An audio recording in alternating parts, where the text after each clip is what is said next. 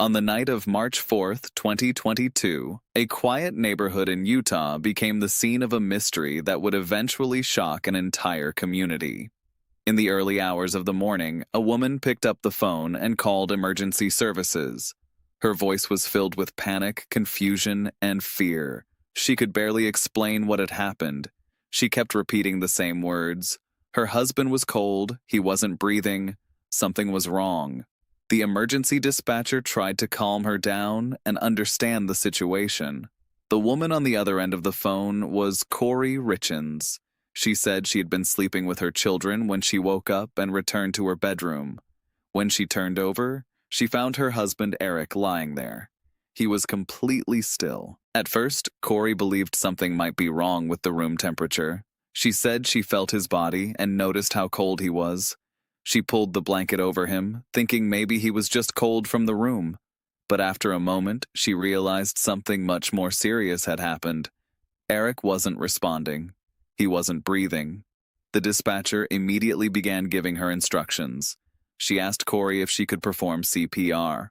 Kouri said she didn't know how. The dispatcher told her exactly what to do and tried to guide her through the process, but Kouri sounded overwhelmed. She struggled to move Eric and repeatedly said she couldn't touch him. When emergency responders arrived, they found Eric Richins unresponsive. Despite their efforts, there was nothing they could do. At 3:58 in the morning, Eric was pronounced dead. At first, it looked like a tragic medical emergency. Eric was only 39 years old. He was active, healthy, and had no known history of serious medical problems. To everyone around him, his sudden death made no sense. The first responders considered the possibility that Eric had suffered a medical event. Some believed it could have been an aneurysm. There was blood present, and the situation appeared consistent with something unexpected happening during the night. But as investigators began looking closer, small details started to create questions. Earlier that evening, Eric and Kouri had been celebrating. Kouri had recently closed a major real estate deal, purchasing a massive luxury home in Utah. The couple appeared to have everything they had worked for: money, success, a beautiful family, and a future that seemed secure.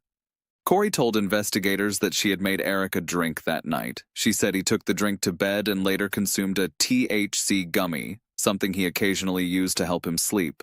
The timeline seemed simple. They had celebrated together, gone to bed, and hours later, Eric was dead. But investigators needed answers. When they questioned Kouri, they asked her when she last saw Eric alive and acting normally. She explained that they had gone to bed around 9:30 at night. Later, one of their children woke up because of nightmares, so Kouri went to sleep with him.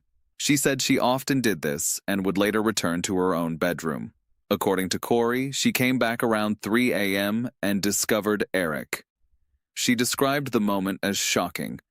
She said she felt like something inside her broke when she realized he wasn't breathing. She told investigators that she just sat there for a moment because she couldn't process what was happening. The family was devastated. Eric's sister and Kouri's mother arrived to help with the children. His sister struggled to understand how this could happen. She had spoken with Eric only hours earlier. He seemed normal. The people who knew Eric described him as a loving father, a successful businessman, and someone who was deeply involved in his children's lives.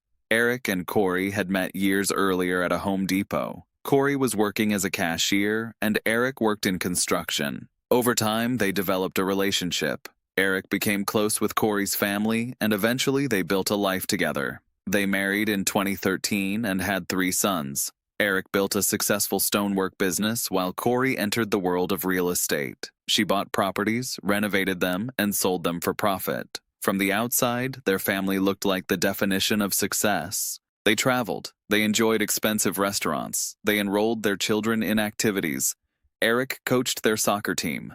Friends saw them as a family that had achieved the dream many people chase. But behind the appearance of perfection, problems were slowly developing.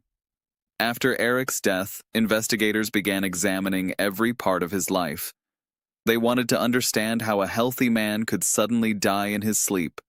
The medical examiner's investigation would eventually reveal something that changed everything. Eric had not died from an aneurysm. He had not suffered a random medical event. The cause of death was something much darker.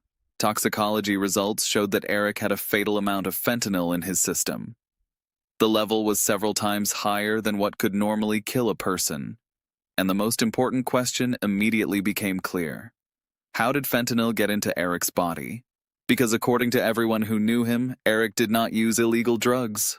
His wife herself told investigators he had no history of drug abuse, no prescriptions, no known addiction, nothing that explained why a powerful synthetic opioid was found in his blood. The investigation had now transformed from a tragic death investigation into something far more serious, a possible murder. And the person who had been standing beside Eric in his final hours was the same person investigators would soon begin examining more closely, his wife, Kouri Richins. At first, many people defended her. They saw a grieving widow who had lost her husband unexpectedly. Kouri even tried to turn her pain into something positive. She worked with a ghostwriter and created a children's book about grief. The story was about a child who loses his father, but continues feeling his presence. The book presented Eric as an angel watching over his children. Kouri appeared on local television to discuss the pain of losing her husband and helping her children survive the tragedy. She spoke about love, loss, and healing.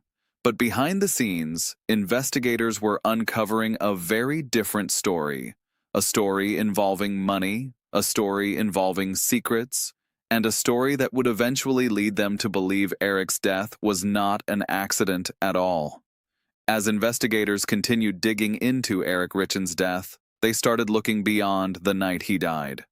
They wanted to know what was happening inside the Richins family before that final moment. Because in many cases, the answer to a mystery is not found in the last few hours of a person's life, but in the events leading up to it. And when they began examining Kouri's financial situation, a much more complicated picture appeared. The couple had built a lifestyle that looked incredibly successful from the outside. They owned valuable properties, drove expensive vehicles, and appeared financially comfortable. But investigators discovered that behind the luxury image, Kouri was facing serious financial pressure. Her real estate business was struggling. Millions of dollars were tied up in projects, loans, and investments. The dream of constantly buying, renovating, and selling properties had become a heavy burden. The mansion Kouri had recently purchased was supposed to become another major success. The plan was to renovate the huge property and eventually sell it for a significant profit. But instead of creating wealth, the project became a financial problem. Money was disappearing faster than it was coming in. Investigators later claimed that Kouri had millions of dollars in debt and was struggling to keep up with expenses. They believed that Eric's death would solve many of her problems because Eric had valuable assets and life insurance policies. And there was another important detail. Years before Eric died, Kouri had purchased multiple life insurance policies on him. By the time of his death, the policies were worth millions of dollars. To investigators, this created a possible motive. But money was not the only issue inside the marriage. The relationship between Eric and Kouri had already experienced problems. In 2020, Eric discovered that money had been taken from his accounts. Investigators later said Kouri had withdrawn large amounts of money without his knowledge and had used his financial information. Eric confronted her. The situation became serious enough that Eric reportedly considered divorce and even consulted a lawyer. He also made changes to protect his children's future. Eric created a living trust and placed control of his estate in the hands of his sister, Katie, instead of Kouri.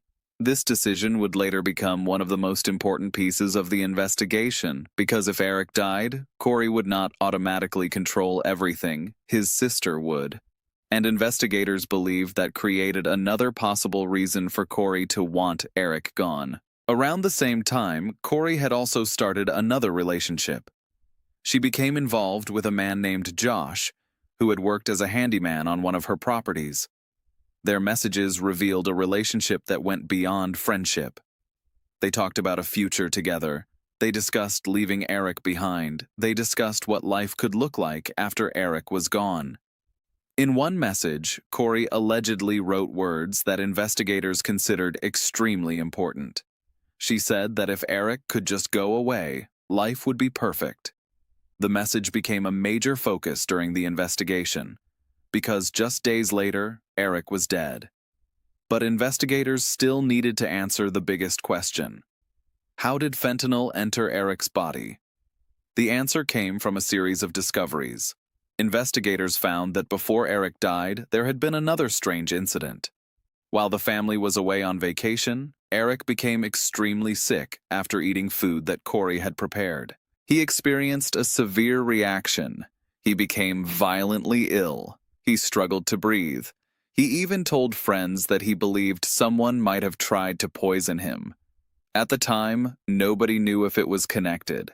But after Eric's death, investigators looked back at that event differently. They started examining Kouri's digital history, and they found searches that raised concerns. Searches related to fentanyl, questions about lethal doses, questions about poisoning, questions about whether certain deaths would appear accidental. Investigators believed these searches showed preparation. The investigation then turned toward people connected to Kouri. One of those people was a woman named Carmen. Carmen had connections to drugs and had previously faced legal issues. According to investigators, Kouri contacted Carmen asking for fentanyl. At first, the request was described as being for pain medication, but investigators believed the purpose was much darker. They claimed Kouri purchased fentanyl through Carmen more than once. The first purchase allegedly involved dozens of pills.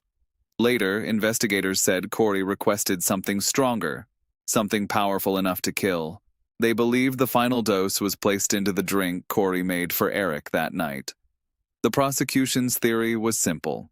Kouri had the motive. She had the opportunity. And she had access to the substance that killed Eric. But the defense argued something very different. They suggested Eric may have accidentally consumed fentanyl without knowing.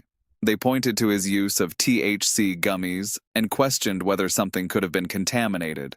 They argued that a tragedy had happened, but it was not murder. The case became a battle between two completely different versions of events. One side said a wife carefully planned the death of her husband for money and freedom. The other said a loving mother had lost her husband in a terrible accident and was being blamed for something she didn't do. But as the evidence continued to come out, more questions appeared. Investigators found another disturbing detail. The morning Eric died, Kouri said she had performed CPR. She said she moved him and tried to save him. But medical professionals questioned whether that actually happened.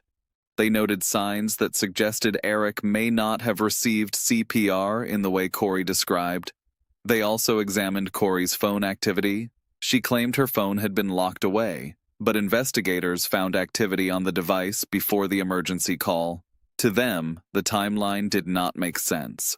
The story Kouri told and the evidence they collected were beginning to move in different directions. And then came the moment that changed everything. Kouri Richins was arrested. The woman who had publicly spoken about grief, who wrote a book about losing her husband, and who appeared to be a grieving mother, was now accused of being responsible for Eric's death. She was charged with aggravated murder. She denied the allegations. Her family stood behind her. They said they believed she was innocent. They said Kouri loved Eric. They said the couple was in a good place before he died. But prosecutors believed they had uncovered the truth. A story about money.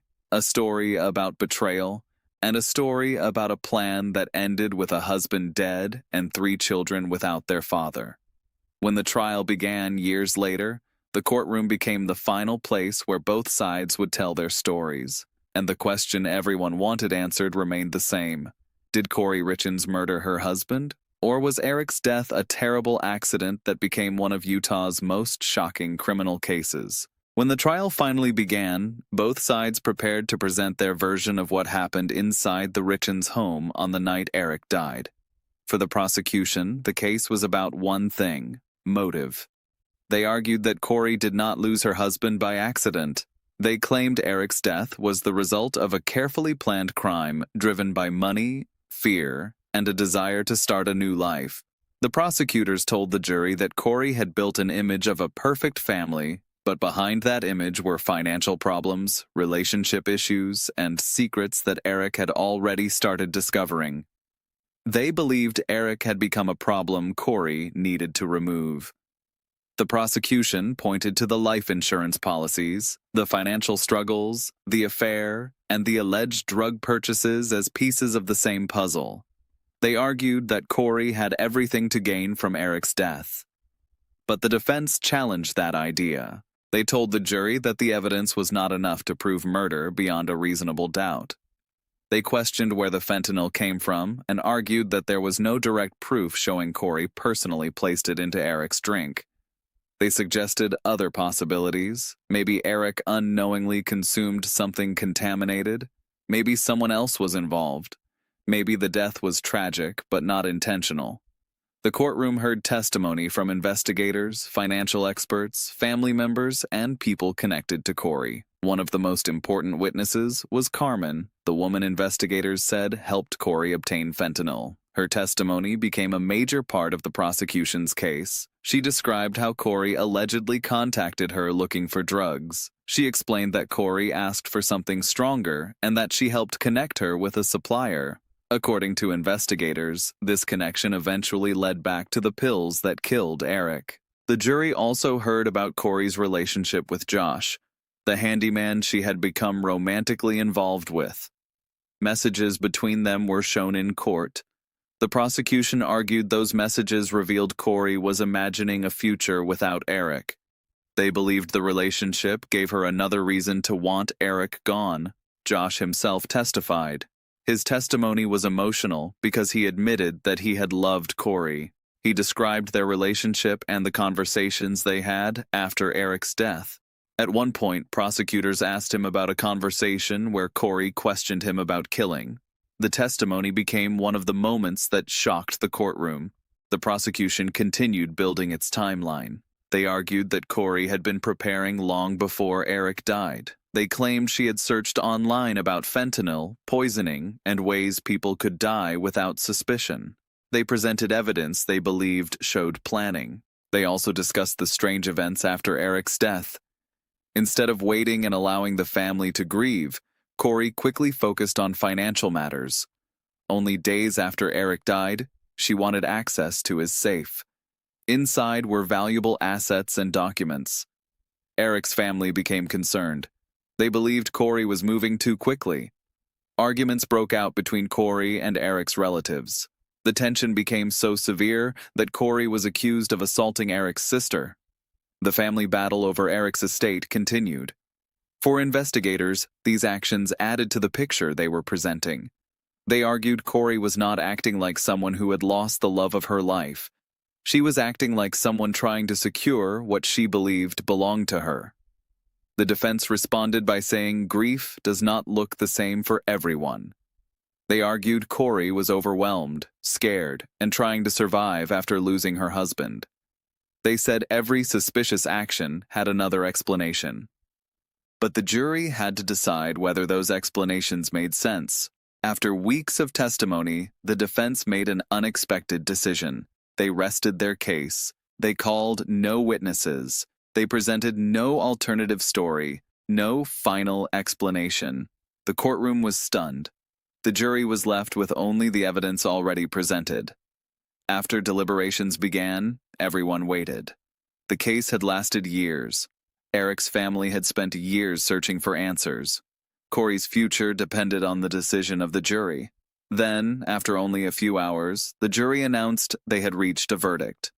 Kouri Richins stood in the courtroom as the judge prepared to read the decision. The first charge was aggravated murder. The jury found her guilty. The courtroom went silent. Then came the remaining charges: attempted murder, insurance fraud, forgery. One by one, the verdicts came back. Guilty. After 4 years of investigation and a lengthy trial, the jury had reached a unanimous decision. Kouri Richins was convicted. Outside the courtroom, Eric's family described the verdict as justice for a man they said was taken too soon. They remembered Eric as a father, a brother, and someone whose life had been centered around his children. But even after the verdict, the story was not finished. The final chapter would be sentencing. Months later, Kouri returned to court. This time, the room was filled with people who wanted to speak about the man Eric was and the impact of losing him. Eric's family gave emotional statements. They talked about the pain of losing him. They talked about the children who would grow up without their father. They described Eric as someone who brought happiness to the people around him. They also spoke about the aftermath, the years of legal battles, the family separation, the pain experienced by Eric's children. The boys, who had already lost their father, were now living with the consequences of everything that followed. Statements were also made about their relationship with Kouri. They expressed fear and sadness. They described how their lives had changed forever. Then Kouri had the chance to speak. For the first time, she addressed the court directly. She spoke about her children. She told them she loved them. She said she hoped one day they would understand. But she continued denying that she killed Eric. She said she could not give answers she did not have. The judge considered everything presented during the trial: the evidence, the testimony, the impact on the family, and the seriousness of the crime. Then came the final decision. The judge sentenced Kouri Richins to life in prison without the possibility of parole. A case that began with a desperate 911 call had ended with one of the harshest possible punishments. Eric Richins' death became a reminder that sometimes the most shocking crimes are not committed by strangers. Sometimes the person closest to the victim is the person hiding the darkest secrets. Eric's story was not just about a crime. It was about a family, a dream, and a life that appeared perfect from the outside but was falling apart underneath. 3 children lost their father, 2 families were left carrying years of pain, and a community was forced to confront a difficult truth. The lives people show the world are not always the lives they are truly living. Behind closed doors, struggles can remain hidden, and sometimes the biggest mysteries are found not in unknown places, but inside the homes we think we understand. Eric's memory continues through the people who loved him. His family continues to honor the man he was: a father, a husband, a friend, and someone whose life ended far too soon.